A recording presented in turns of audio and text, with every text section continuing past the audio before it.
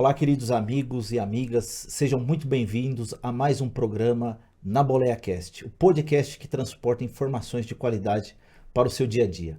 No programa de hoje trouxemos um convidado muito especial, o Pedro Pôncio. Ele é responsável por esse livro aqui, Se Oculta, do MST, certo? Isso. Ele também é teólogo, né? Além de ser um cara que compra muita briga aí ultimamente Treteiro. na internet, treteiro, segundo ele. Mas antes de apresentar o Pedro aqui, antes de dar a palavra para ele, vamos chamar rapidinho a vinheta com o nosso patrocinador, o pessoal da Ecofiltro. O diesel que move o Brasil também pode parar o seu negócio. Contaminação no combustível, manutenção constante, veículos fora de operação. Empresas perdem tempo, dinheiro e produtividade. A Ecofiltro é referência nacional em soluções de filtragem para diesel. Com tecnologia, experiência e compromisso, entregamos desempenho onde ele mais importa: no campo, na estrada e na indústria. Nosso fio dura até 4 vezes mais do que um filtro convencional, com uma filtração de excelência. Conheça a tecnologia Arcap, exclusiva, precisa, confiável. Nossos filtros oferecem máxima eficiência na retenção de contaminantes, protegendo o seu motor e o seu investimento. Vou falar, né? Resolveu 100% dos nossos problemas? Não resolveu, mas 70% com certeza resolveu, né? Foi bem legal. Então 70% é uma porcentagem alta se a gente for ver bem, né? Com Ecofiltro você reduz o descarte de resíduos, o consumo excessivo e a emissão de gases nocivos. Tecnologia que protege o seu motor e o planeta. Ecofiltro. Inovação, tecnologia e desempenho.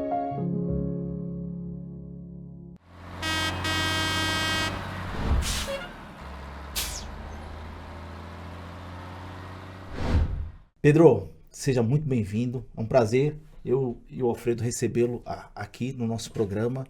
E, cara, você tem uma história muito curiosa, né? De ex-integrante do movimento, né? Do Sem Terra, a teólogo e escritor. Conta um pouquinho dessa jornada insana sua aí pra nós. Primeiramente, quero cumprimentar aqui o Gil, quero cumprimentar meu amigo Obrigado. Alfredo, Alfredo. né? Alfred, né? A Alfred, gente estava conversando aqui nos bastidores. Me chamo Pedro Pôncio, sou conhecido hoje como ex-MST, né? E como eu me tornei figura pública por conta da denúncia que eu fiz a respeito do MST é muito interessante. Você já mencionou o livro, né? A Face Oculta do MST, e tem um subtítulo interessante: Como sobrevivi aos campos de doutrinação. E aí a gente vai começar a falar, mas realmente como alguém, né, consegue sobreviver a um campo de doutrinação do movimento Sem Terra, diante de todo o processo de lavagem cerebral que eu vivi a partir dos 11 anos de idade. Vivi quase uma década dentro de um acampamento do MST, conheço os bastidores, conheço a metodologia, conheço a ideologia, conheço muito bem o DNA que está no MST e que hoje não está só nos acampamentos, Gil, mas ele está principalmente nas universidades, e aí eu posso falar nas universidades aqui de São Paulo, na USP, na Unicamp, na PUC. Existe uma geração de professores hoje que já foi doutrinado e que está incutindo essa ideologia na cabeça dos alunos. E isso faz muito mal para o Brasil, porque é uma ideologia fracassada de um homem chamado Karl Marx, que foi um fracassado. E essa ideologia é a ideologia do fracasso porque ela fracassa uma nação. A União Soviética fracassou como nação. A Alemanha Oriental fracassou como nação. A China, quando implantou essa ideologia, fracassou como nação. A América Latina, todas as vezes que ela faz uso dessa ideologia, esses países vão ao fracasso, como é o caso de Cuba, Venezuela, Nicarágua. E o Brasil está caminhando para esse fracasso da ideologia marxista. Então, respondendo a sua pergunta, como uma família vai parar em um acampamento do MST? Porque, afinal, não é só falar de mim, mas é falar de todas as famílias que estão lá. Como elas vão parar num acampamento do MST? Essa é uma pergunta que todo mundo faz. E é difícil explicar porque a maior parte das pessoas, talvez, que estão assistindo, Alfredo, elas não sabem o que é a extrema pobreza. Entendi. Elas não sabem o que é um pai desesperado por saber se no outro dia vai conseguir colocar leite na mesa para o filho beber. Nem todo mundo sabe o que é os filhos usarem sempre roupas doadas, porque não tem condições de ir a uma loja comprar. Não sabem o que é realmente a invisibilidade social. É exatamente isso.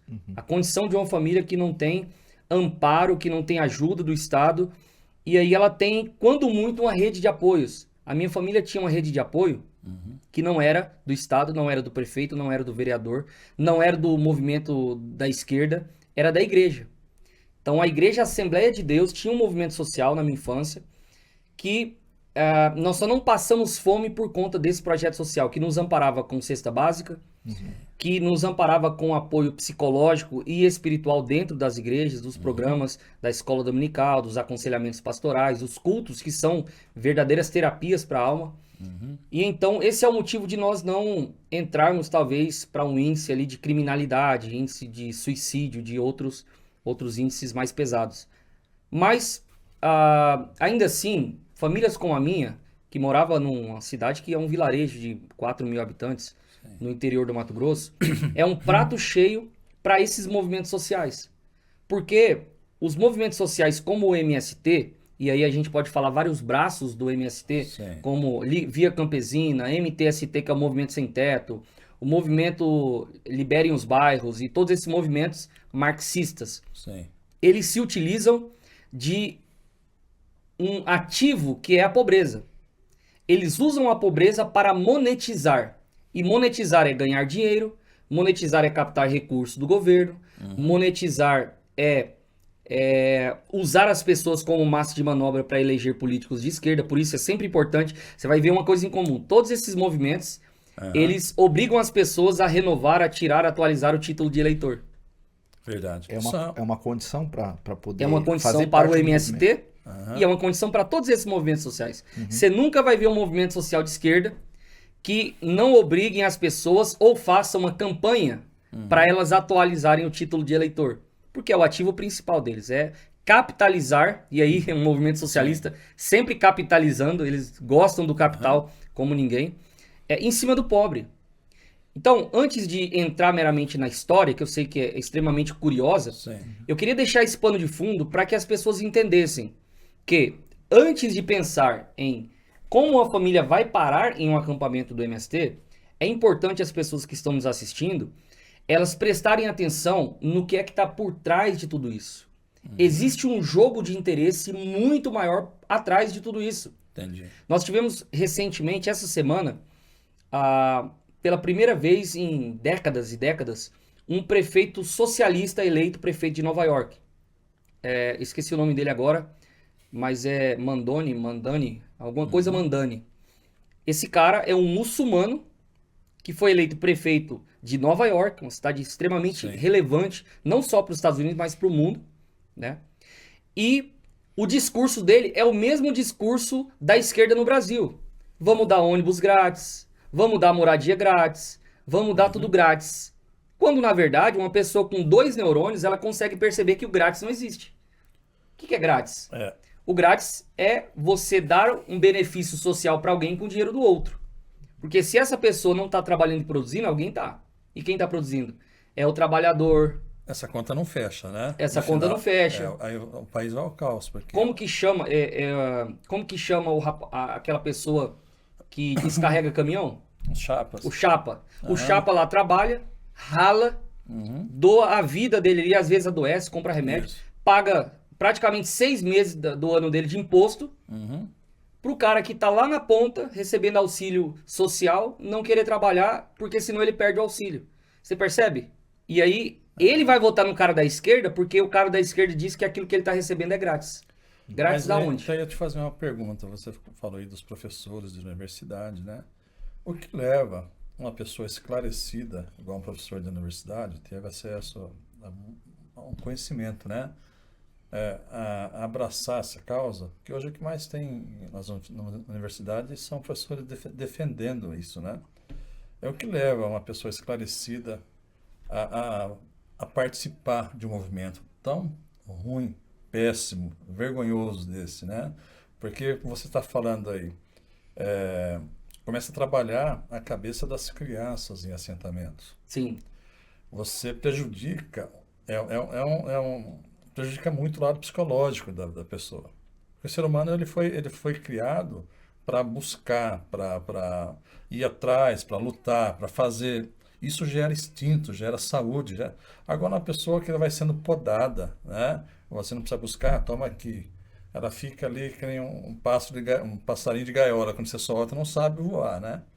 O que leva uma pessoa que está ali responsável por uma sala de aula a incentivar um movimento desse. Você... Entendi. Basicamente, sua pergunta é o que leva pessoas como professores em universidades, Exato. militantes desses movimentos, É. a destruir a vida do pobre, né, Exato. com essa ideologia? Eu explico. Isso. Ponto 1, ignorância. Isso é exceção. Ponto 2, mau caratismo. Isso é maioria. Ponto 3, capitalização. Isso também é maioria. E geralmente você tem os dois juntos. Você tem o cara que é ignorante, é muito raro. Agora, o cara que está capitalizando e ganhando muita grana em cima disso. E o cara que é mau caráter, e para ele não tem valores, não tem princípios, não tem, não tem moral, para ele é muito fácil ganhar dinheiro usando desse discurso romântico e ainda pagar de bom moço para a sociedade, sinalizando virtudes, dizendo, olha como eu participo de um movimento social, dizendo para os alunos dele, olha como o seu professor é bom, porque ele está ensinando para vocês a igualdade. Quando, na verdade, a igualdade é a palavra mais amaldiçoada do Brasil, porque ela é impossível de ser praticada. Ninguém é igual. Não. A Bíblia, o Evangelho, a fé nunca propôs a igualdade. Exatamente. Porque a única forma de você igualar uma nação é tornando ela igualmente pobre. É a única forma. Não tem meio termo aqui. Ou você dá liberdade para as pessoas baseada nas suas características, nos seus valores, no seu empenho, no seu esforço, cada um a colher o fruto daquilo que planta, ou você iguala e coloca todo mundo na miséria. Isso aí estende aos músicos também, Sim, em todas as profissões. Olha o que a Bíblia diz. Vamos falar sobre a palavra de Deus. De Deus ninguém se zomba. Exato. Tudo que o homem semear, isso também ceifará. A Bíblia está dizendo, a palavra de Deus, que é o livro que embasa a fé desse país cristão, ela está dizendo que quando você quer que uma pessoa colha algo diferente daquilo que ela plantou, você está zombando do Criador. Exatamente. Porque é uma lei da semeadura. Exatamente. Então, a única forma de prosperar um país, Alfredo, Gil, é com liberdade. Você dá liberdade para as pessoas fazerem suas escolhas, trabalharem, se empenharem, e você libera o comércio, você libera internacionalmente o comércio também, e deixa as pessoas, cada um, fazer o seu trabalho.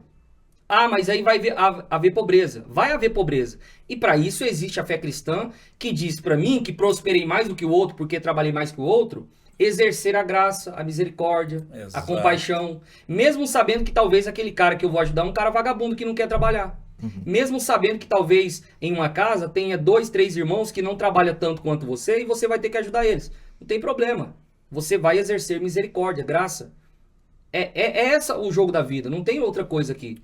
Tudo que passa disso aqui é a esquerda se utilizando da palavra igualdade, que é um problema impossível de ser resolvido.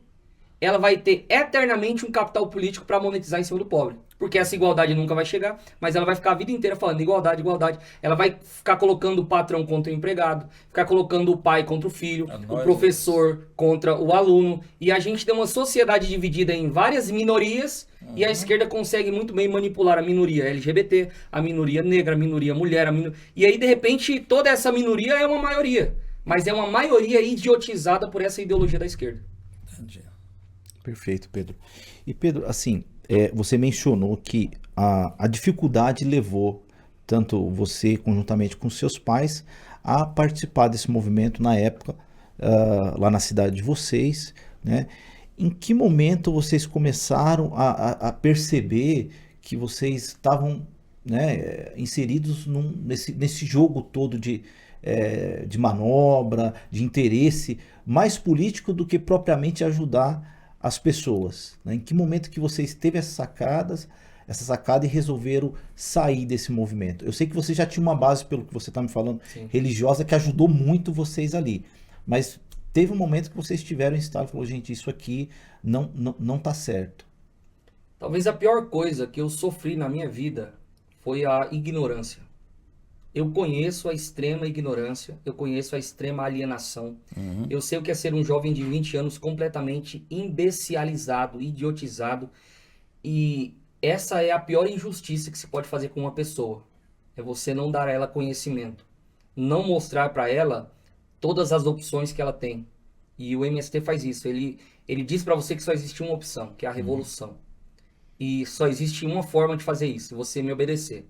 Se você vier comigo e fazer tudo que eu tô mandando.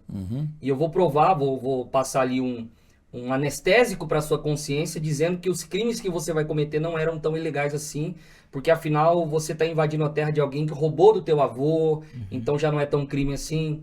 De que todos os crimes que são cometidos são por um bem maior, porque até na Bíblia Moisés cometeu crime, Davi cometeu algum crime, então eles vão justificando algo para aplacar a sua consciência e te manipulando. E respondendo a tua pergunta, não dá. Quem está dentro da água não consegue ver o mar. Existe uma frase que diz, se você quer saber como está o mar, a última pessoa para perguntar é para o peixe.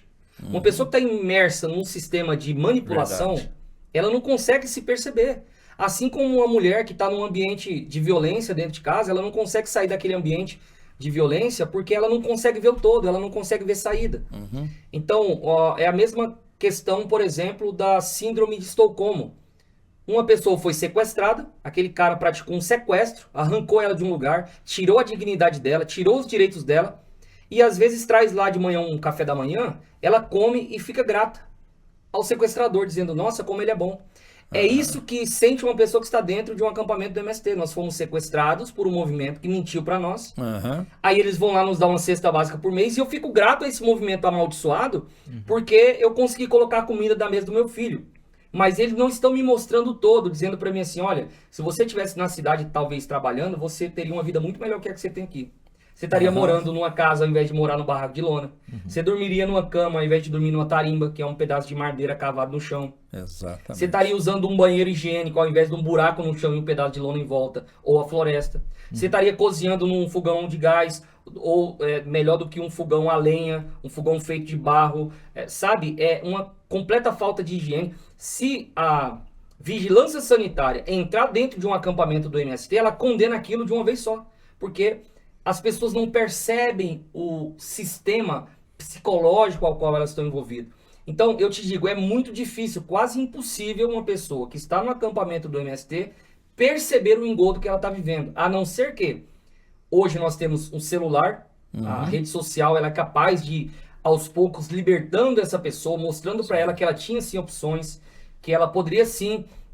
existem pessoas sim que lutam por ela, e que são colocados como monstro, como o Jair Bolsonaro, que era o monstro para os assentados do MST, mas ele entrega 420 mil títulos de terra.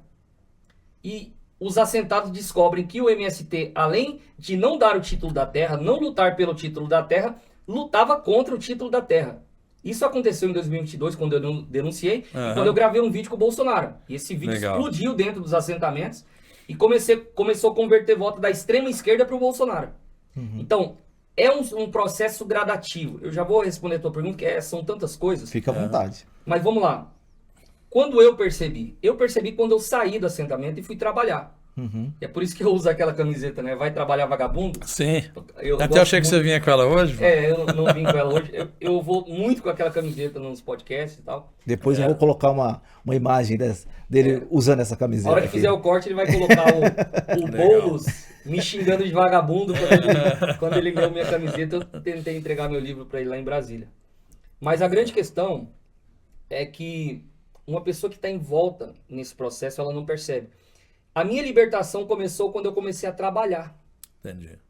Olha que matemática difícil, né? Uma pessoa começa a trabalhar e ela se livra do marxismo.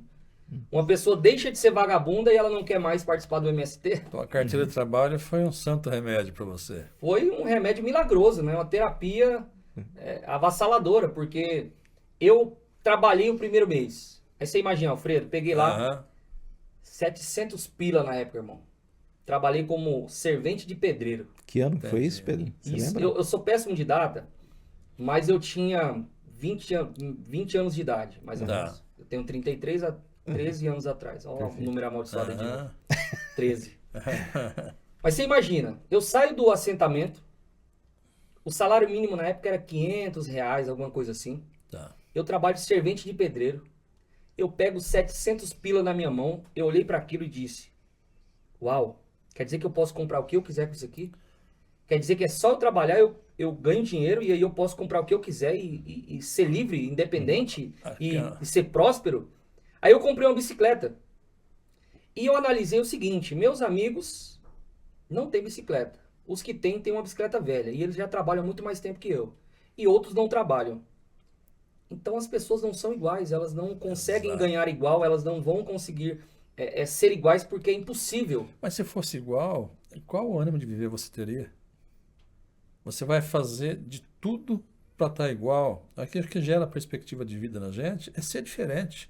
É você inovar, abrir novos caminhos. Faria sentido eu comprar aquela bicicleta nova e dividir com os meus amigos? Dizer, olha, vamos fazer um socialismo aqui. Cada semana alguém fica com a minha bicicleta nova e os caras vagabundos lá andando na minha bicicleta nova. Zero, faz sentido? Nenhum. Então o socialismo não faz sentido, irmão. A palavra igualdade não faz sentido nenhum. Então isso começa a derrubar as escamas dos meus olhos. E o crescimento da humanidade também para, né? Não vamos falar em humanidade, vamos falar em Brasil. Vamos falar que sim, que MST dominasse o Brasil. O Brasil cheio de riqueza, petróleo, tudo que você pensar nós temos aqui, né? Clima, temos tudo. Cresce esse pessoal sem perspectiva. Como é que vai explorar as nossas riquezas? Morre de fome no paraíso, né? Então, assim, como é que é hoje uma pessoa... Você teve esse choque aos 20 anos quando renasceu a perspectiva de vida. Você pegou a carteira de trabalho, dali entrou a perspectiva, você fez 1 milhão de plano e vem seguindo e vem acontecendo, né? Você pensou o Brasil na mão de quem não tem essa perspectiva? É um país fadado a ser controlado por países do primeiro mundo. Ou um país para ser explorado mesmo por outros países, porque não vai gerar pessoas capacitadas para nada. Né? O Lula fica arrotando aí na COP30, soberania do Brasil. O Lula não quer ser soberano. O Lula quer ele ser soberano. Ele não quer que o Brasil seja soberano. Ele quer ser o soberano do Brasil. Talvez por isso eles ficam tanto falando em soberania. Mas ele tanto não quer que o Brasil seja soberano que o Brasil presta subserviência para países socialistas. O Brasil fica subserviente da ideologia que está assolando a Venezuela. O Brasil estende tapete para um narcoditador, narcoterrorista procurado pela Interpol, chamado Nicolás Maduro. Estende tapete vermelho para esse ditador aqui no Brasil. Exato. O Brasil interfere na política cubana quando traz uma ex-primeira-dama peruana. Eu falei cubana, é peruana. Que está condenada a 15 anos de cadeia. Traz para o Brasil mandar avião da FAB buscar essa bandida. O Brasil presta subserviência quando quer interferir na política da Argentina, prestando subserviência para a Cristina Kirchner, que é outra bandida lá aqui da América Latina. Então o Brasil, quando tem dinheiro, né, quando está na mão da esquerda, vai fazer porto em Cuba, não faz aqui no Brasil. Então, assim, já está provado por A mais B que não é soberania que eles querem. Eles querem um imperialismo socialista. Eles não querem um americano. Então isso é balela da esquerda, né? Pedro, você usou o termo revolução e terrorismo em falas anteriores. Eu tenho aqui uma imagem. Quantos anos você tinha aqui nessa imagem aqui? Cara, nessa imagem eu tenho 11 anos de idade. 11 anos. Ali ao lado está minha irmã, ao lado minha mãe e ao lado meu pai, em memória. Meu pai faleceu esse ano. E nós estamos na primeira manifestação do Movimento Sem Terra que já participamos. Eu tô segurando a bandeira de um assassino que era um herói. Eu tinha uma boina do Che Guevara que eu recebi nos encontros sem terrinha.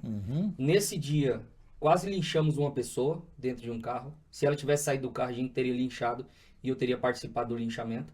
Nesse dia, nós depredamos o carro desse cara porque ele quis atropelar, ele quis passar na barreira com a bandeira que a gente estava passando com a marcha.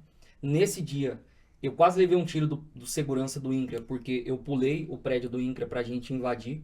Nesse dia, eu quase me machuquei, porque eu escalei o prédio do INCRA pra gente fazer baderna lá em cima.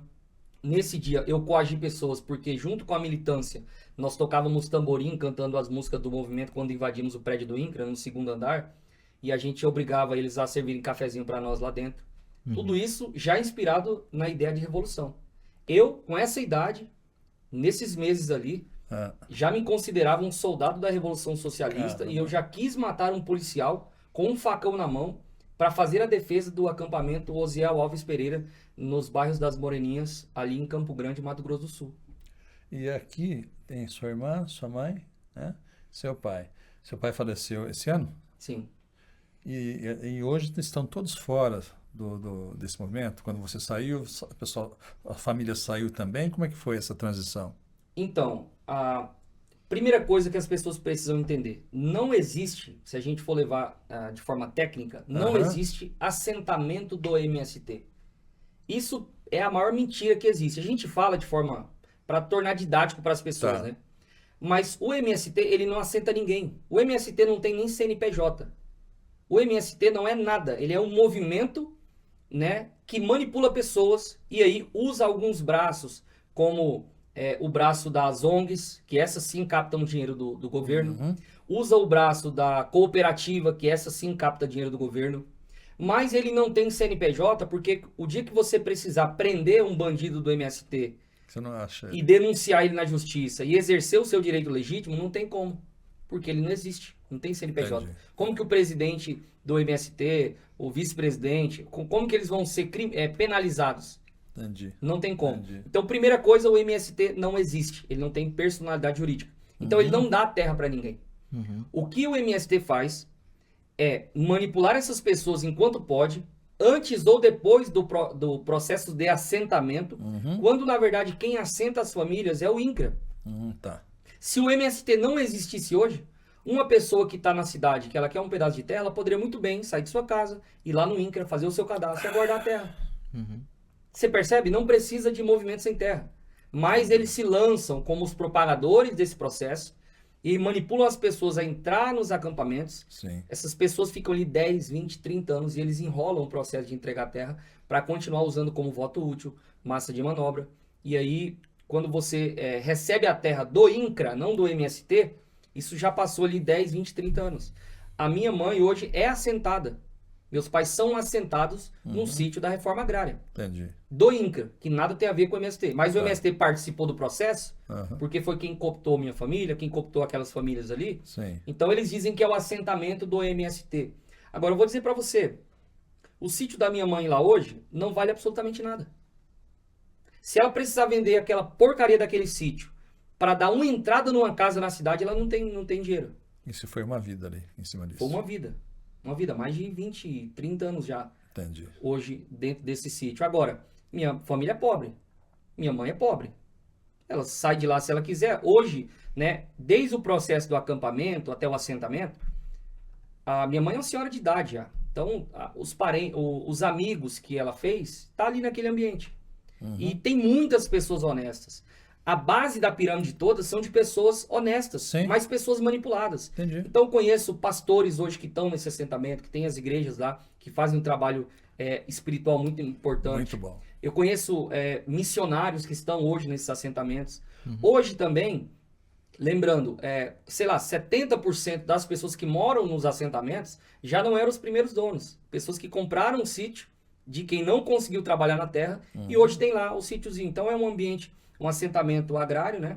E Entendi. minha mãe ainda mora no assentamento. Eu não tenho problema de falar, até porque isso não é mérito do MST. O MST roubou a dignidade da minha família.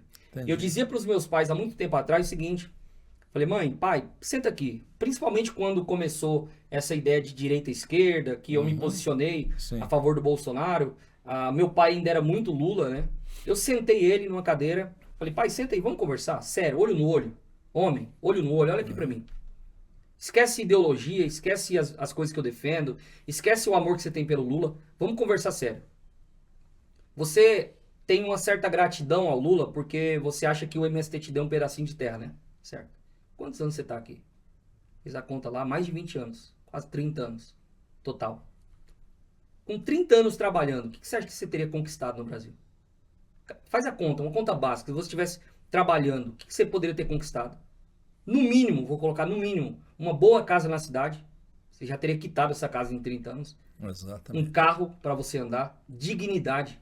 O que você tem aqui? A casa da minha mãe lá no assentamento não tem reboco.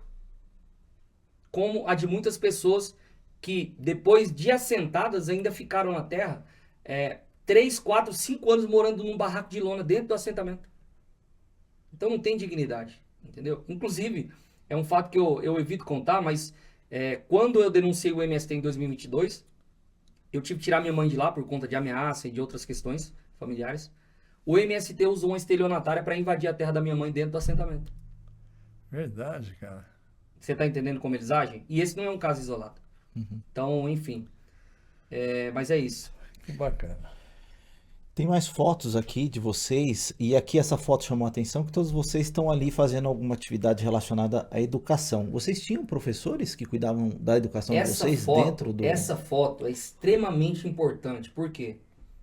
Sou eu ali de boné vermelho, boné do MST. Minha irmã bem aqui na frente da foto. E alguns amigos, dentre os quais eu ainda tenho contato com alguns ali. Odeiam a esquerda, odeiam o MST, odeiam o Lula. Porque nós estamos aí no encontro sem terrinha. Eu passei mais de 30 dias nessa foto aí, sendo doutrinado, passando por um processo de lavagem cerebral. Quando desci do ônibus nesse encontro sem terrinha, eu recebi uma boina do Che Guevara. Eu me lembro que havia camisetas do Fidel Castro que davam pra gente. Eu tive contato com a cartilha de Carlos Marighella, um terrorista conhecido que escreveu o mini manual do guerrilheiro urbano, que ensinava a matar policiais, assaltar banco, cometer crimes, um psicopata, um assassino. E eu tive a cartilha desse cara na minha mão.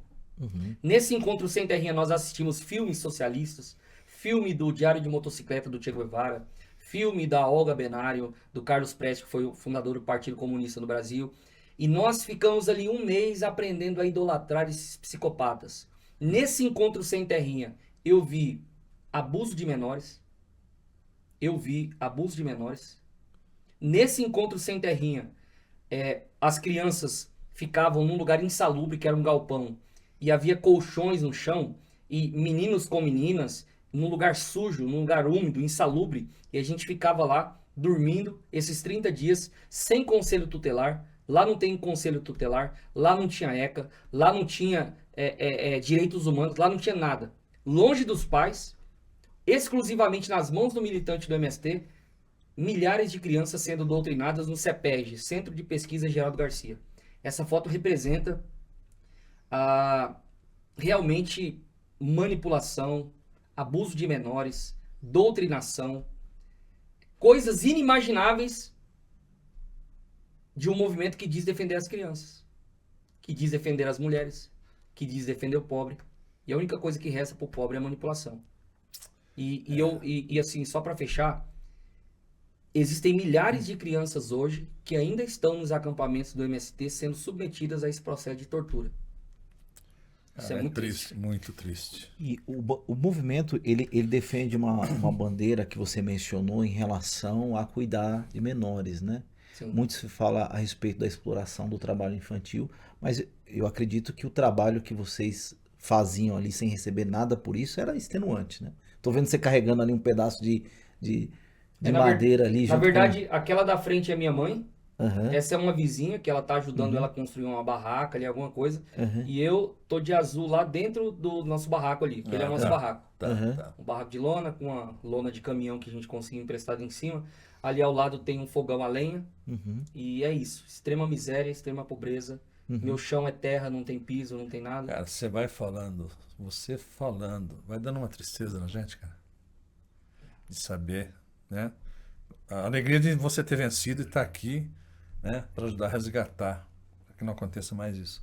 Mas saber que ainda nesse momento, como você comentou, existem pessoas, crianças, adolescentes, passando por isso nos dias de hoje, né, cara? E qual que é a dificuldade que a imprensa tem de trazer isso à tona? Antes de comentar isso, você falando aí sobre lembrança, eu lembrei de algo que eu acho que eu nunca falei num podcast. E eu vou falar pra vocês. Aquela ali é a minha mãe, Antônia Pôncio, uma mulher de Deus, uma mulher guerreira, uma mulher extraordinária. A gente tá ali no nosso barraco de lona, no acampamento da MST. Eu tô de azul ali embaixo da varandinha, tá muito sol esse dia. E bem na frente da nossa casa, não dá pra ver, mas de onde foi tirada a foto, tem uma igreja evangélica, um barraquinho de lona, onde se faziam os cultos. E a igreja católica da Teologia da Libertação fazia a missa normalmente. Os evangélicos eram perseguidos lá dentro. Escondiam o gerador de energia para não fazer o culto. Enfim, tocavam terror lá para que o pastor não fizesse o culto. Mas quem tomou a decisão final de ir para um acampamento do MST foi a minha mãe. E ela, antes disso, ela teve um sonho. E ela sonhou que ela acordava, ela saía para fora de casa e ela estava morando num cemitério. Ela via ossos de pessoas mortas e ela ficou encabulada com aquilo e ela entendeu que ela moraria em um cemitério. Deus a levaria a morar em um lugar que era um cemitério. Ela achou isso muito estranho, mas já era uma mulher cristã, já tinha sonhos e revelações de Deus. Quando ela visitou a primeira vez esse acampamento do MST, quando ela chegou no acampamento, ela olha e ela lembra o mesmo lugar do sonho dela. E ela ficou estranhando aquilo, falou, Deus, será que aqui era um cemitério antes? Caramba! E aí Deus falou ao coração dela, não, mas é um cemitério de almas. Existem pessoas mortas espiritualmente aqui e eu vou te enviar para cá como uma missionária, para que você possa pregar minha palavra. Olha que lindo. Quando cheguei nesse acampamento, eu só não me tornei um militante radical porque aos 8 anos eu tive um encontro com Cristo e minha mãe me obrigava a ir na igreja, que fica aí na frente da minha casa. O pastor vinha a cada 15 dias fazer o culto, pastor da Assembleia de Deus, e ela me obrigava. Então, eu ia para a militância, aprendia sobre Karl Marx, sobre Che Guevara, esses revolucionários. Domingo ela me obrigava a estar na igreja. Então, reforçar esses princípios e valores que eu adquiri na minha infância fez com que eu não me tornasse um radical dentro do MST. E o contraste? E quando eu saí, a primeira coisa que eu fiz quando eu saí do MST foi me aproximar novamente da igreja. Então a minha vida no acampamento do MST foi essa dualidade entre uma criança que era um soldado da revolução e uma criança que queria ajudar o pastor a plantar uma igreja. Então isso foi trazendo um certo equilíbrio, permitindo eu ao mesmo tempo contemplar o que era uma doutrinação enraizada na pele e por vezes confundir marxismo com cristianismo, porque eles faziam muito isso lá dentro. Lavagem cerebral, dizer para nós que nós éramos... lutávamos até pelo cristianismo, que eles eram Moisés nos guiando à Terra Prometida, tinha um jogo de manipulação religiosa, mas ao mesmo tempo eu também era um missionário dentro daquele lugar, porque eu servia a igreja, eu depois aprendi a tocar violão, tocava na igreja. Então quando eu saio de lá, a minha libertação foi correr para um seminário teológico, estudar a palavra de Deus e definir de uma vez por todas que eu não era marxista, porque aquilo era demoníaco. E eu decidi me posicionar como cristão. Me afastei da política por um tempo, até que em 2022 o Senhor me chama para a política e disse: você não participou de um acampamento do MST em vão. Eu te chamei para ser missionário. E a sua missão hoje é mostrar para as pessoas a verdade. O que aconteceu? Então a minha missão na política hoje é mostrar para as pessoas a verdade. É mostrar que nós temos pessoas hoje no Brasil, e são milhões delas, que são manipuladas por algo que a Bíblia vai chamar de um espírito do anticristo. Por quê? Porque essa ideologia, ela é tudo contra aquilo que Cristo pregou. Cristo, com sua vida e obra, com sua palavra, prega. Então, o marxismo, na verdade, ele é uma ideologia realmente demoníaca. As pessoas falam, tu mistura política com religião. É porque não tem nada mais religioso do que política. A gente está numa batalha espiritual o tempo todo. Doutrinação. Se nós somos cristãos, nós acreditamos que a Bíblia é a palavra de Deus. E a palavra de Deus diz que nos últimos dias surgiriam falsos profetas, falsos líderes, né, que confundiriam e enganariam, se possível, até os escolhidos. Exatamente. E não é porque a esquerda está falando que ama o pobre, que ela é evangélica, que ela é cristã, que ela é da teologia da libertação, não é porque ela está dizendo que ela faz. Paulo disse, olha, Satanás, para enganar os escolhidos, vai até se transformar em anjo de luz. Exato. E é o que a gente mais vê hoje. A esquerda no Brasil hoje é o anjo de luz para enganar os cristãos, dizendo, olha como nós ajudamos o pobre, quando na verdade estão escravizando o pobre numa ideologia anticristã. Legal, boa reflexão. E hoje o seu livro, ele vem justamente para poder reforçar essa sua crítica em relação a tudo que acontece dentro desse movimento. Existe um livro do professor Olavo de Carvalho que diz: o mínimo que você precisa saber para não ser um idiota. O meu livro seria o mínimo que você precisa saber para não ser um idiota em relação ao MST. E ainda existe uma outra coleção que é da série O Mínimo, que é um resumo ainda desse livro, com alguns outros pontos importantes. Então, o meu livro, ele não pretende esgotar o assunto. Até Ok. porque não tem como, é um assunto muito complexo. Uhum. Mas o meu livro talvez seja o primeiro livro na história do Brasil a mostrar uma timeline dos acontecimentos, a origem do MST a partir da teologia da libertação, que começou nos anos 1920 com a infiltração dos soviéticos, espiões soviéticos no Vaticano, se tornaram padres, bispos, influenciaram os concílios da Igreja Católica. Depois eu falo sobre como essa teologia ela veio para o Brasil a partir do Concílio Vaticano II, aonde padres marxistas eles criaram essa falsa teologia e vieram disseminá-la na América Latina. Sim. Criaram no Brasil a CNBB, Conferência Nacional dos Bispos do Brasil. Criaram no Brasil, a partir dessas ideias, a Comissão Pastoral da Terra, que era um movimento puramente cristão e falsamente cristão, marxista. A Comissão Pastoral da Terra fundou o MST e o PT no Brasil. Então o PT e o MST foram criados por uma mesma base católica da teologia da libertação, construindo as bases das comissões eclesiais, das SEBs, que era... eu falei comissão agora, me confundiu. SEB é Comunidades Eclesiais de Base. Tá. Essas comunidades eclesiais de base eram células católicas em um país que era católico. E a prova do que eu estou dizendo para vocês saiu da boca do Lula. O Lula disse, eu só cheguei ao poder porque eu tenho por trás de mim a base da Igreja Católica, a teologia da libertação e as SEBs. Os homens que fundaram o PT, que trouxeram o Lula ao poder, são Leonardo Boff, pai da teologia da libertação no Brasil, Frei Beto, pai da teologia da libertação no Brasil, fundador da comunidade eclesial de base e também foi o grande difusor do Fome Zero no Brasil. Então, esses falsos padres, com essa falsa teologia, em um país católico, nas décadas de 50, 60, 70 e depois 80, criaram a base da religião para que o PT se utilizasse da religião, com o discurso da religião, chegasse ao poder, traísse todas as suas bandeiras e mostrasse a sua verdadeira face socialista. Então eu falo disso, Legal. falo sobre as ligas camponesas, que foi um movimento rural que tentou dar um golpe comunista no Brasil e que hoje foi o embrião para o surgimento do MST. Quem diz isso é o próprio fundador do MST. Um movimento terrorista agrário, que foi as ligas camponesas, deu origem ao movimento terrorista agrário, que é o MST. Então, por que não houve golpe comunista em 64? Porque os militares interviram. E aí houve depois o período militar, e que se tornou realmente uma ditadura depois. Mas era para ser só uma cirurgia, os militares gostaram do poder e ficaram em 20 anos. E aí eu falo sobre a origem do MST, com o processo de manipulação, falo sobre a minha experiência pessoal também, como alguém lá dentro do acampamento. Aqui não dá para contar metade do que eu vivi lá, 1/3 do que eu vivi lá. Falo da doutrinação, depois falo das estratégias do movimento, como um exército vermelho à disposição da esquerda, e também falo depois da minha libertação. Então, é talvez o primeiro livro na história do Brasil a pegar as entranhas do MST e mostrar para a sociedade. Que legal. Eu escrevi esse livro num formato onde eu mostro pontos importantes para que outras pessoas escrevam a respeito. Eu vou escrever muito ainda a respeito, mas a vida intelectual ela exige muita dedicação. E aí eu fico sempre nessa. Guerra cultural, enfrentamento físico, guerra política. A gente está aí tentando fazer o máximo que dá. Legal. Antes da gente entrar nessa questão do enfrentamento físico, que é interessante a gente abordar aqui, você mencionou o movimento agrário, né? Sim.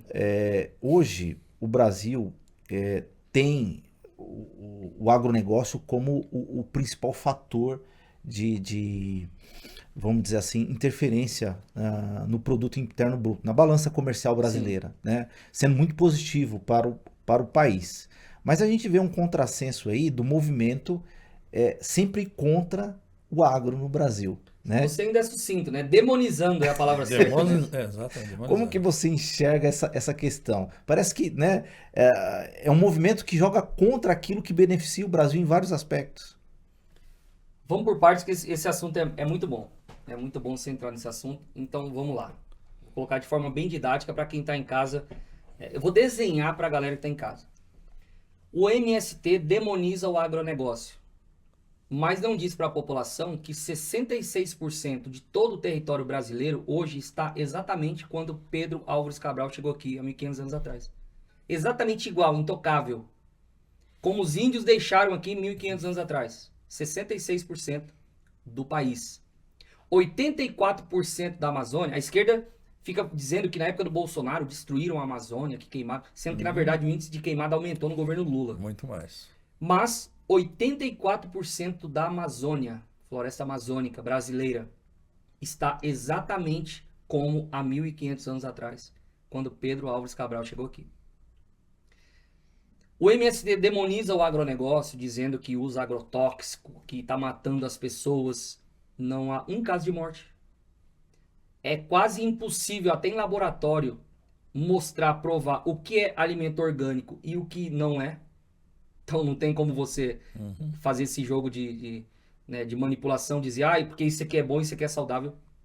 O MST demoniza a produção convencional com agroquímico, que eles chamam pejorativamente de agrotóxico, mas não tem como, nem laboratório, mostrar qual a diferença.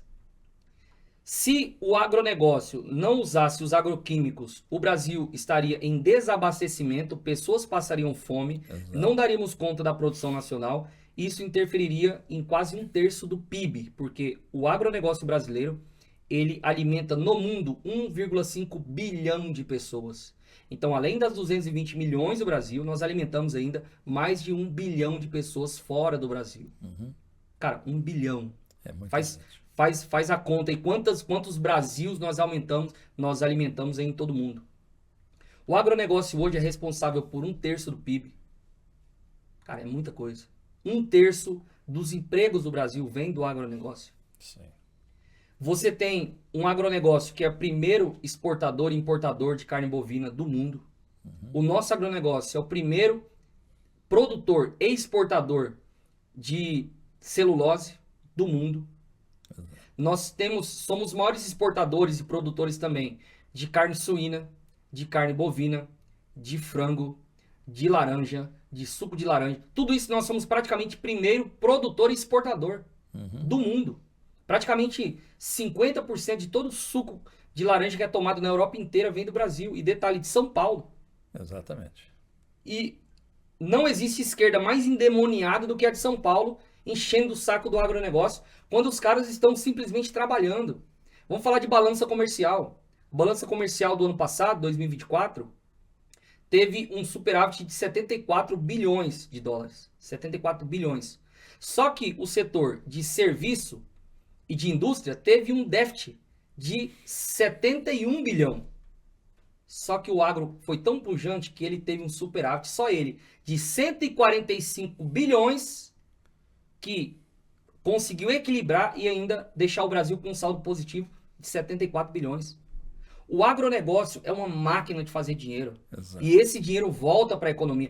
Porque só exporta commodities. Commodity, o que é commodity? É uma semente, algo que seja igual aqui em outros países e dá para você negociar de forma justa e equilibrada. Você coloca lá na Bolsa de Valores e consegue negociar ela, porque é a mesma coisa, a forma de produzir. Sim. No final a semente é igual. O pessoal que está em casa que não sabe. Vamos lá. 65% do frango do Brasil é soja. Então quando a gente planta soja, a gente está plantando frango. Você entende isso?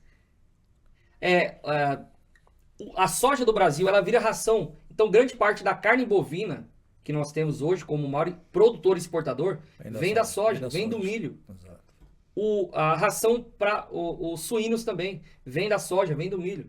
Então assim, o MST só sabe demonizar e dizer que o MST, e aí você vai na Paulista ali, vem lá um esquerdomacho, uma ecobag aqui do lado, com um bonezinho do MST, com aquela forma mais delicadinha, dizer para você, porque o MST, ele alimenta o Brasil, ele é o maior produtor de arroz orgânico da América Latina. Quanto custa um E aí eu pergunto, o esquerdomacho, quanto o MST produz então, segundo os dados da Conab?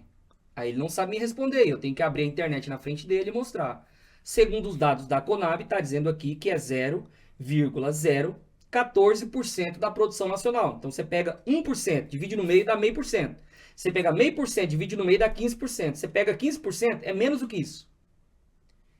Que não daria para alimentar um país de 220 milhões de pessoas nem durante um almoço, uma refeição.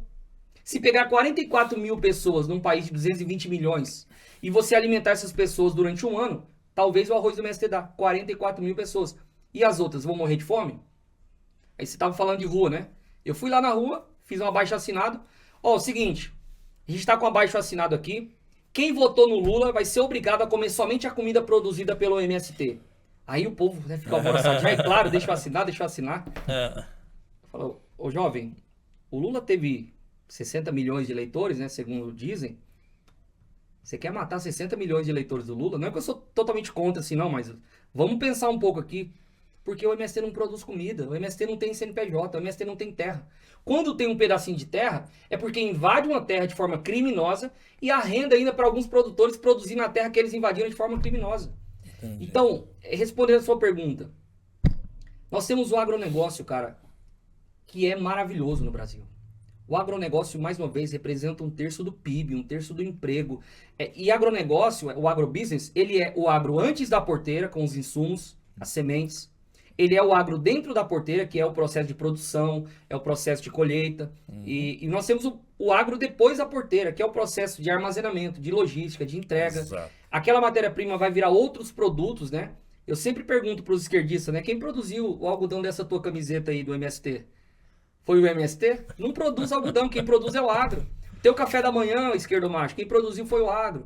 A tua janta hoje à noite, quem produziu foi o agronegócio. Então cala a tua boca, para de mentir para as pessoas, para de ficar repetindo como se fosse um robozinho as narrativas mentirosas da esquerda. Para finalizar, eu tive um podcast essa semana passada, debatendo com um advogado do MST.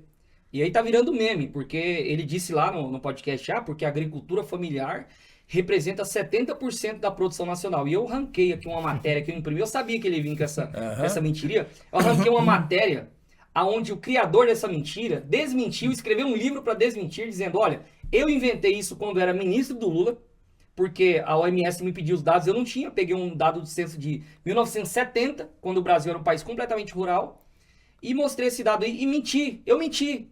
E tá a matéria dizendo, cara, eu menti, eu criei isso. Eu fui o criador do Fome Zero, e isso é uma mentira. E até hoje o pessoal... E até hoje a esquerda usa esses dados falsos, Sim. quando o próprio criador do dado já mentiu, e ele disse, olha, nós criamos isso realmente para fazer marketing pro Lula. Só que eu me arrependi, o primo dele escreveu um livro, o Chico Graziano, que é primo dele, escreveu um livro, Fatos e Mitos sobre o Agronegócio, que é um livro muito importante também pro pessoal conhecer. E basicamente... a agricultura familiar, ela representa 23% da produção nacional, que é muita coisa, parabéns para a agricultura familiar. Agora, a agricultura familiar não tem absolutamente nada a ver com o MST. O que é a agricultura familiar hoje? São pessoas que têm pequenas propriedades, que produzem, só que elas hoje fazem parte de um sistema integrado. Isso quem me falou foi o professor Christian Lobauer, um cara sensacional também, não sei se você já veio aqui, vale muito a pena trazer. Sim. Professor Christian Lobauer, ele mostrou para mim isso, eu já conhecia superficialmente, mas a forma que ele mostrou é perfeita. O sistema integrado, ele pega essas pequenas propriedades, eu estou falando de milhares e milhares de pequenos produtores, acoplam ela numa plataforma, e essa plataforma vira uma gigante para ela ser competitiva com o mercado. Então eles conseguem produzir frango, produzir milho, produzir qualquer outra coisa em pequena escala, agrupar num sistema integrado, se tornar competitivo.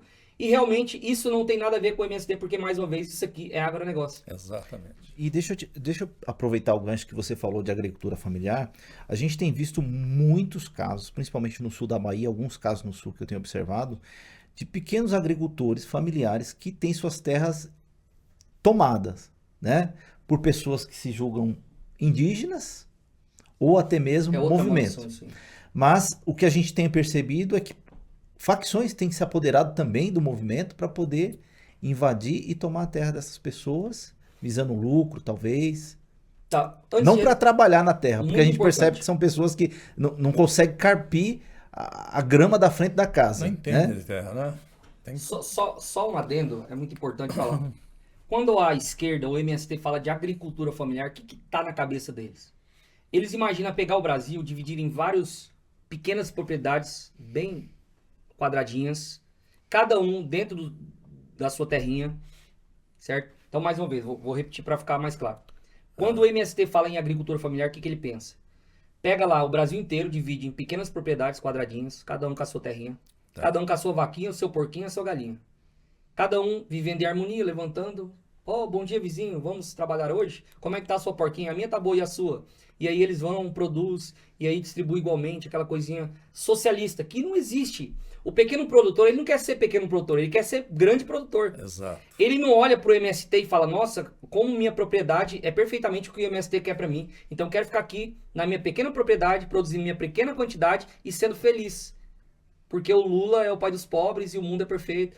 O cara que é pequeno produtor, ele olha pro grande produtor, ele fala, eu quero chegar a ser esse cara fodão. Eu quero ter a colheitadeira que esse cara tem, eu quero ter o trator que esse cara tem, eu quero comprar a terra do meu vizinho. O cara quer produzir, detalhe, quem tem vocação para a terra, porque a maioria das pessoas que estão no assentamento não tem vocação para a terra e só estão ali porque se tivessem oferecido uma casa popular, ela tinha ficado lá. Ela não tinha ido para um acampamento e se submeter a isso. Entendi. Então essa ideia de agricultura familiar não existe. Detalhe, o Blairo Maggi, o maior produtor de soja do país, ele não tem família também? Então ele não é agricultor familiar porque o filho dele trabalha na empresa, a filha dele trabalha na empresa. Percebe que é uma coisa sem lógica que eles usam para nos manipular? Exato. Toda a agricultura praticamente ela é familiar. Agora, se a gente está falando de pequena propriedade, tem pequenas propriedades no Brasil hoje que produzem manga que exporta para o Japão, cara. Que ganham milhões de reais por mês com exportação de manga, numa pequena propriedade. Então não tem essa definição do que é grande, do que é pequeno. Tudo faz parte de um sistema chamado agronegócio, onde as pessoas estão buscando prosperidade, onde o Brasil é um país que alimenta. O único problema nisso tudo é uma maldição que inventaram chamado movimento sem terra, que só atrapalha, só demoniza, só manipula pessoas pobres. Agora, respondendo a tua pergunta. Sempre que a gente falar de movimentos de esquerda, é uma máfia sem precedente, tudo. Movimento indígena é uma máfia do caramba. Movimento sem terra, Liga Campesina, Via Campesino, que invade mercado, que invade bairro, é tudo uma máfia sem precedente. E a esquerda vai se utilizando de pautas legítimas para estragar a luta daquelas pessoas. Se de um lado tem um indígena que realmente ele quer um pedaço de terra, tem direito, a nossa legislação garante a ele a legitimidade de alguns territórios, a esquerda entra lá para dizer que está lutando por ele e aí torna uma maldição. Por quê? Hoje você pode se declarar indígena. Por exemplo, eu sou indígena. A minha mãe é índia, que a gente até brinca que a minha avó foi pegada no laço. Foi pega no laço. Minha mãe é índia. Se olhar para ela, tem duas presonas grandes. Ela tem cara de índia, tem cabelo de índia. Ela é índia. Eu poderia muito bem, né, agora que estou me lançando a pré-candidato, falar que me declarar índio e vender a pauta de que eu tenho outros direitos a mais que outras pessoas. Isso é uma mentira. Então no Brasil hoje, tem muito cara se declarando indígena para participar de movimento e tomar terra de outras pessoas. Tem muita esquerda manipulando, pegando pessoas da cidade, levando para esses lugares, para fazerem movimentos indígenas de pessoas que não têm nada de indígena. Entende? Entendi. Então há uma máfia sem precedente acontecendo no Brasil. O deputado Ricardo Salles, quando ele era ministro do Meio Ambiente, ele foi num conflito de terra indígena desses aí, e ele chegou lá, começou a conversar com os indígenas falando uma língua que ele falou, mas sai estranho, vem cá. Rapaz, tu não é indígena não, ele descobriu era tudo paraguai. A esquerda foi lá no Paraguai, pegou um monte de paraguai, trouxe pro Brasil, falou que era indígena para ocupar um território. É uma máfia sem precedente isso que acontece. E aí, terras que nunca antes foram declaradas como terras quilombolas hoje se tornam por conta dessa máfia. Sim. Terras que nunca antes foram declaradas indígenas, território indígena, hoje se tornam. Agora, quer ver uma coisa? O indígena, ele é proibido de trabalhar, produzir na própria terra que é dele. Ele não pode simplesmente pegar a terra, dividir entre eles e falar, vamos produzir isso aqui, vamos prosperar, como foi feito nos Estados Unidos. Não pode. Então, ele é refém da própria miséria.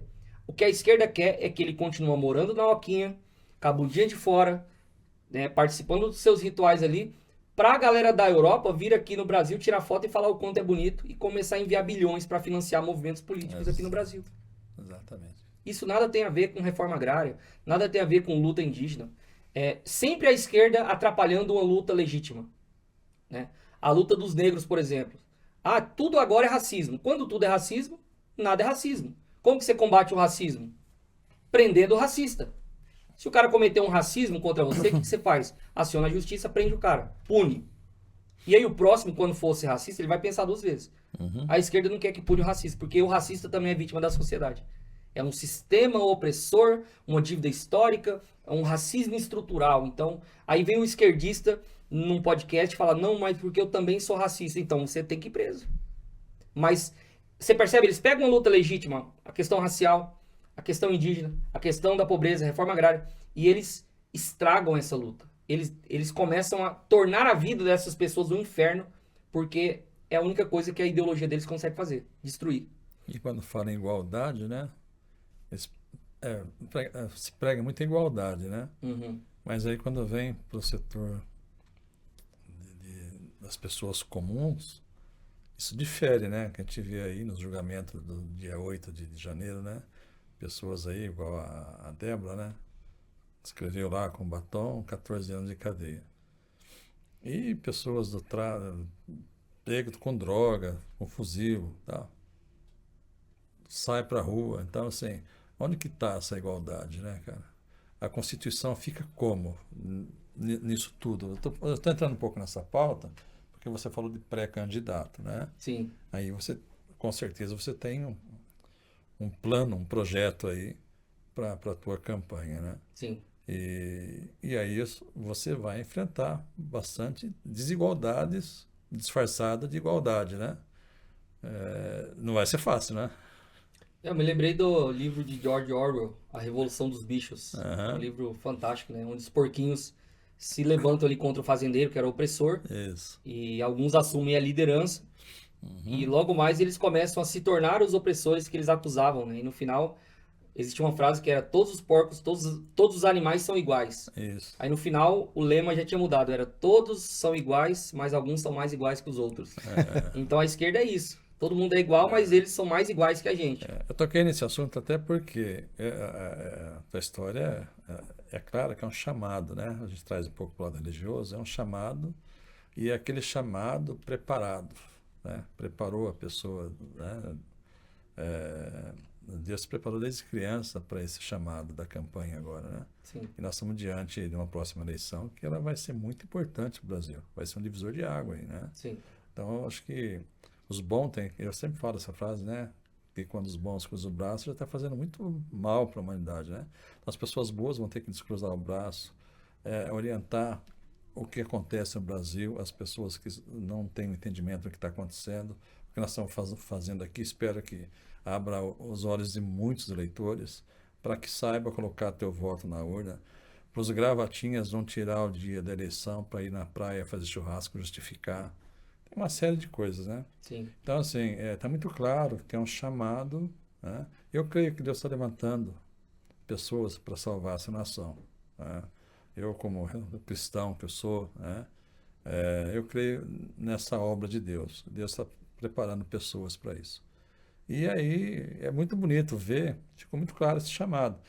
E aí você falou de tudo que todo tem entendimento do caos, né?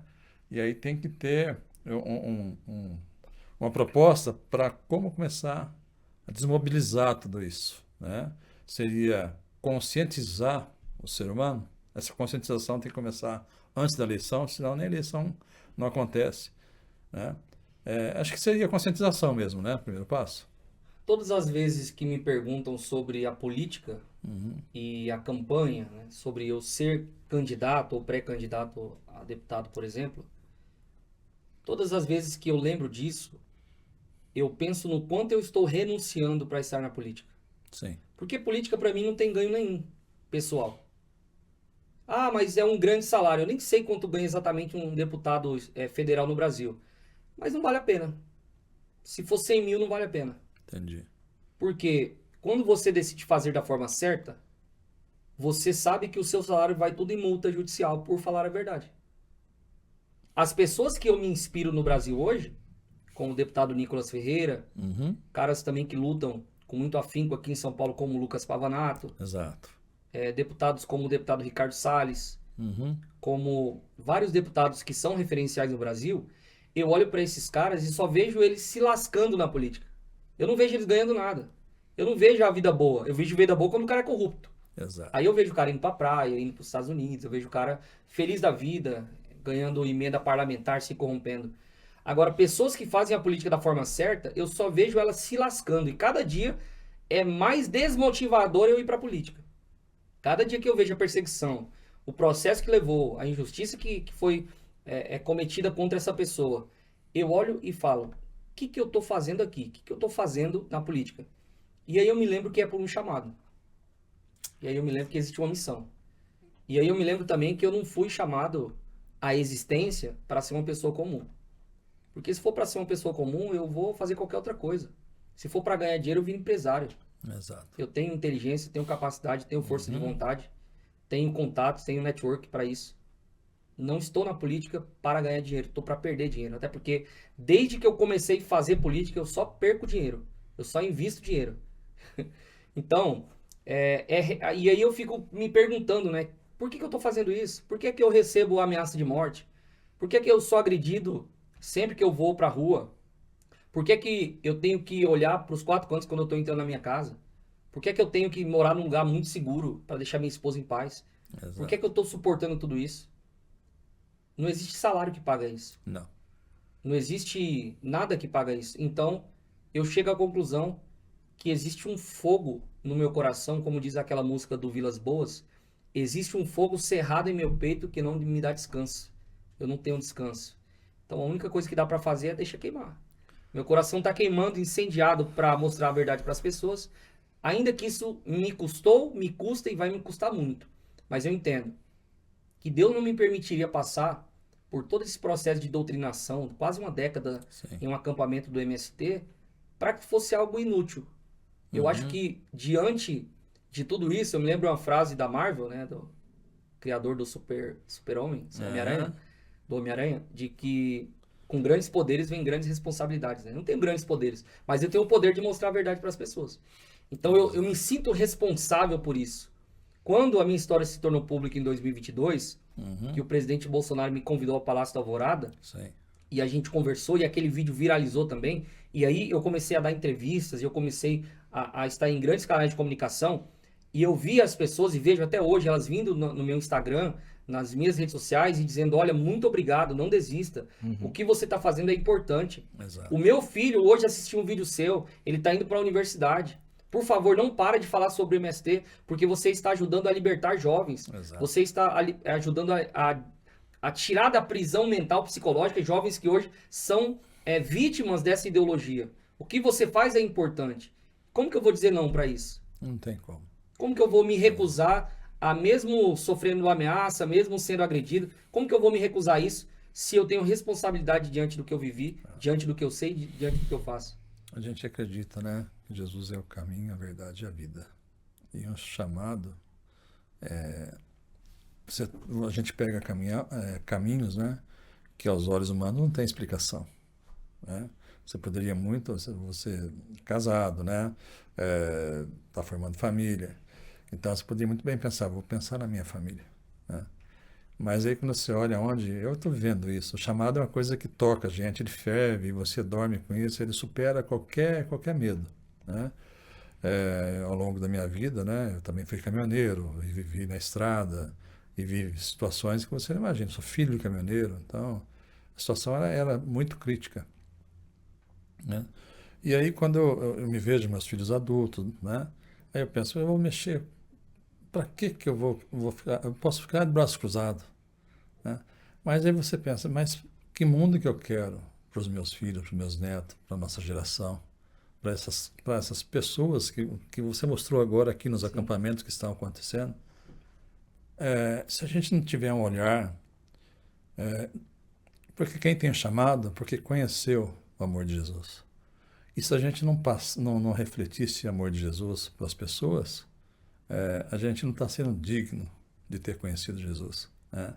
Eu estou puxando um pouco para o lado religioso, porque é a verdade. Não Sim. tem como se caminhar na vida, falar assim, a religião está lá na igreja, eu vou seguir a vida aqui, política aqui, não.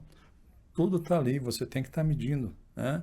E para a gente que é cristão, o mais importante é Jesus. E quando tem um chamado, você tem que ir mesmo, né? Não vai fazer sentido, às vezes, nem para a família. Sim. Sabe? O que você está fazendo aí? Está arriscando, né? Mas você sabe a quem você está ouvindo, né? E essa voz, ela vem forte no peito, né? E aí eu te garanto, cara, você vai ter força, você tem assim, a tua caminhada está começando, tá? E ela vai ser muito bonita, cara. Você tem a certeza que você vai ser usado para libertar muitas pessoas. Pessoas que às vezes nem nasceu ainda vão ser libertas por essa obra tua. Tá? Recentemente, eu disse que eu debati com um advogado do MST. Exato. E lá na hora do debate ele quis me rotular. Ele disse: Ah, você é o Pôncio Pilatos. Meu nome é Pedro Pôncio, né? Você é o Pôncio Pilatos. Você traiu o movimento. Você traiu as suas bandeiras e tal. E eu me lembrei que um tempo atrás o pastor Marco Feliciano, e deputado federal hoje, Marco Feliciano, ele gravou um vídeo comigo lá em Brasília e ele disse assim no vídeo: Pessoal, isso aqui é o Pedro Pôncio.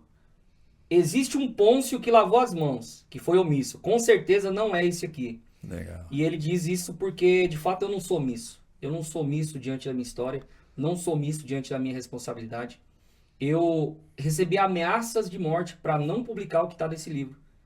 E eu tinha duas decisões: ser omisso, ser o Pilatos, ou ser alguém responsável e capaz de renunciar, às vezes, à própria vida para falar a verdade, para defender a verdade. Então, Lutero dizia, né? A paz, se possível, mas a verdade a qualquer preço. Então, não existe valor, não existe preço hoje na minha luta. Eu já recebi propostas indecentes para dar com pau. Eu já recebi propostas em gabinetes, já recebi propostas tentadoras de valores monetários, de valores de status e de outras coisas que vocês nem podem imaginar. E eu entendi que a coisa mais importante para um cristão entrar na política é a palavra renúncia. Exato. É você ter que morrer todos os dias. Todos os dias. Porque não foi isso que Jesus disse? Aquele que quiser vir após mim, negue-se a si mesmo, tome a sua cruz e siga-me. Então, é uma renúncia diária, é morrer para si mesmo diariamente. Porque a partir do momento que você começa a se sentir um pouco mais importante, você começa a se sentir um pouco mais famoso, né? Quando você vai para uma manifestação, para um ambiente político, e as pessoas vêm querer tirar foto com você, aquilo mexe com a pessoa. Sim. Mas aí você tem que olhar, não é sobre mim, é sobre o meu Senhor, Jesus, que me chamou, que me colocou aqui, que me deu responsabilidade. E eu digo mesmo para você, Alfredo, você é um cara que tem uma responsabilidade também. Obrigado. Existe uma pauta hoje no Brasil, que é essa pauta dos caminhoneiros, que é a pauta da logística, que é a pauta de um dos setores mais importantes do país. Exato. E você tem responsabilidade. Você joga a bola para mim, mas eu quero jogar para você também. Sim. Você tem que ir para a urna, cara. Você tem que ser candidato. Você representa, eu conheço um pouco a tua história nos bastidores, e eu sei que você representa um contingente de pessoas que, principalmente em São Paulo, estão sem representatividade. Com certeza. E elas não vão se sentir representadas pelo cara que era do MST, pelo cara que era, sei lá, o cara que é de outros movimentos, né? De rua. Ela não vai se sentir representada pelo cara dos empresários, ela vai se sentir representada por aquela classe. Exato. E a gente precisa representar essas pessoas. Então fica o desafio também. Com vai certeza. pra urna, mete a cara. Estamos aí. É assim, é uma classe sofrida, a gente fala nos autônomos, né? Sim. É uma classe que, pela dificuldade, eles são muito solitários, então não se unem para poder chegar num frete melhor, numa vida melhor.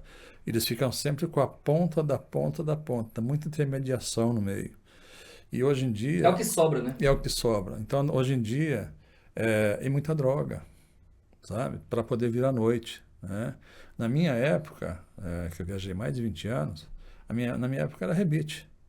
Hoje já é cocaína.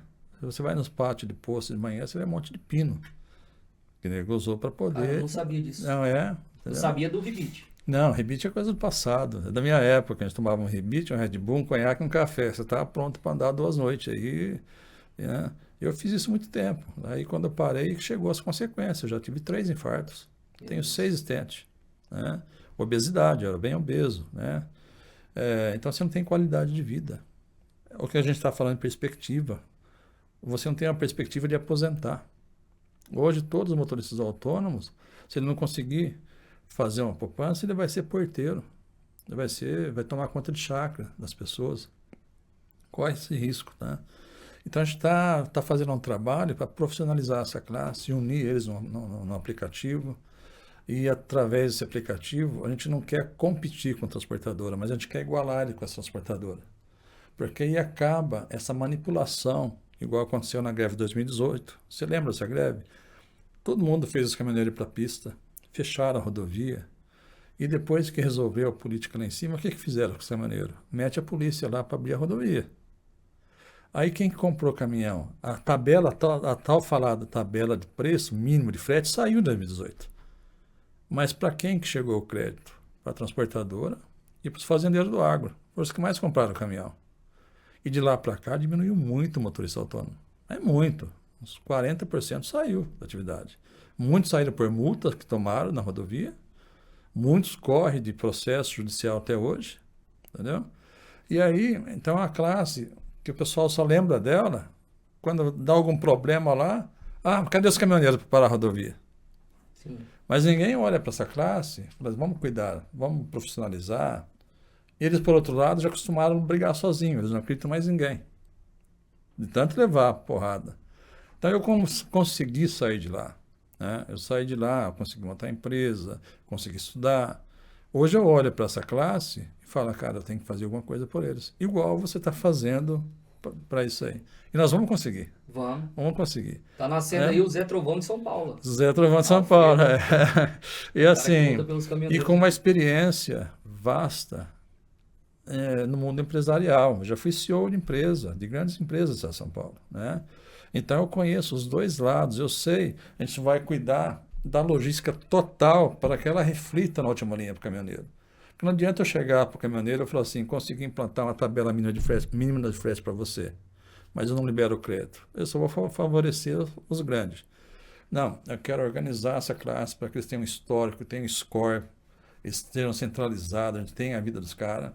E a gente vai trabalhar uma logística total para poder otimizar a rodovia. É o país rodoviário? Vamos investir em rodovia. Vamos investir também em ferrovia, cabotagem, porque quando esse país crescer, vai ter um apagão logístico, mas fácil. Esse apagão ele vem ameaçando acontecer há anos. Ele só não aconteceu ainda porque nós não temos investimento no agro, nós não temos investimento na indústria.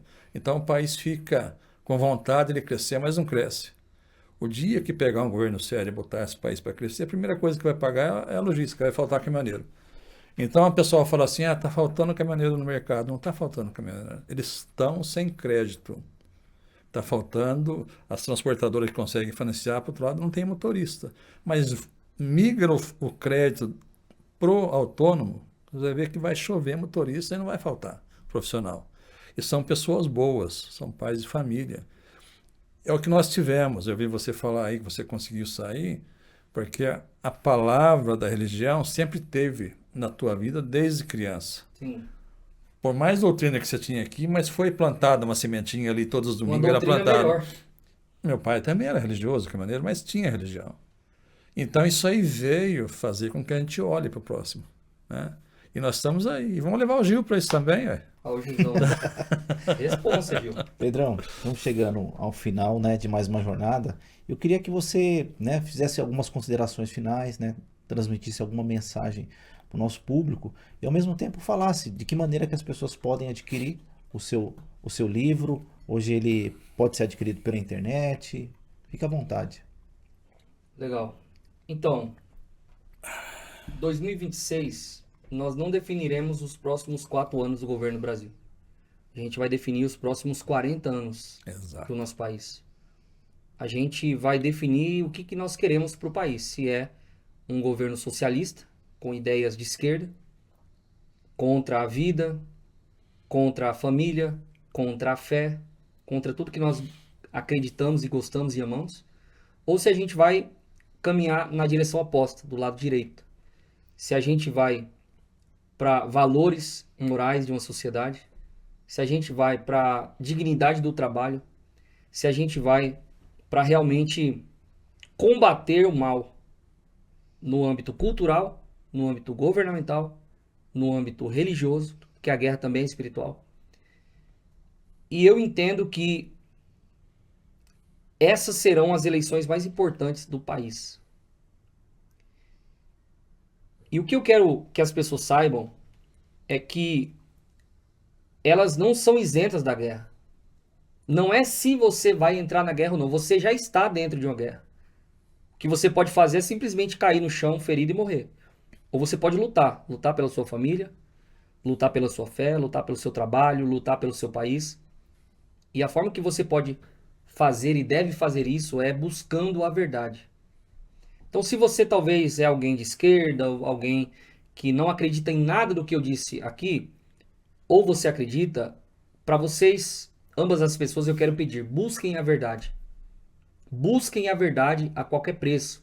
Porque a verdade é a coisa mais importante da sua vida. Não adianta você ir para uma direção quando na verdade você está sendo enganado. Estão dizendo para você que o caminho é bom, estão dizendo para você que o caminho está livre.